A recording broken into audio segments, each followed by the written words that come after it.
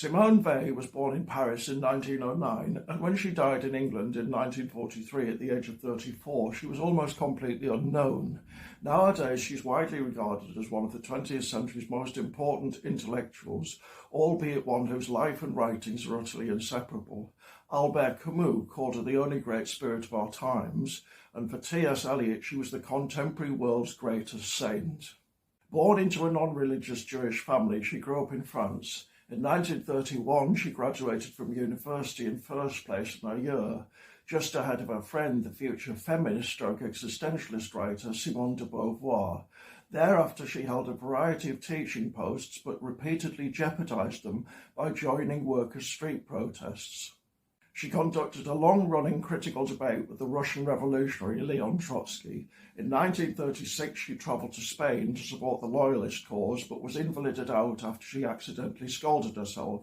Shortly after she left, all the women in her regiment were killed in a single enemy engagement.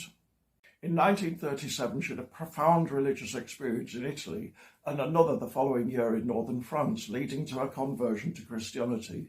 She filled a series of notebooks with mystical reflections on the nature of God.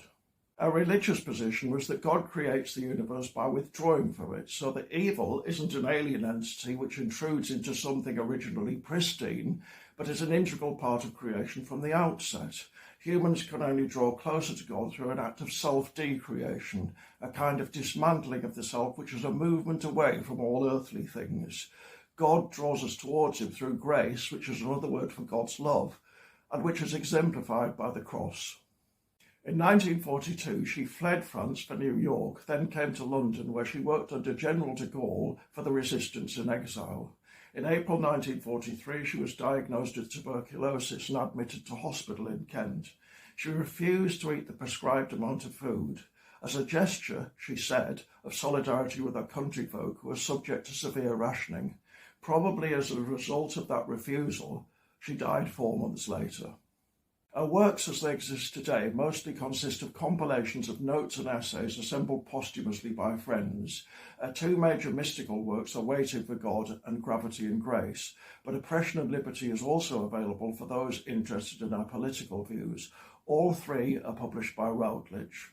However, because what makes Simone Weil so important is both the moral and intellectual intensity with which she lived her life, probably the best initial place to encounter her is in a good biography. Robert Coles' 2001 Simone Weil, A Modern Pilgrimage, ticks many boxes.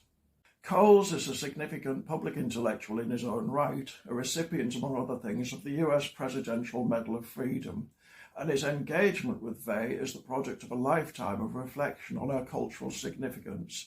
He begins his book with the 2 most difficult issues, her rather bizarre death and her negative evaluation of Judaism, before going on to consider her political views and her religious mysticism.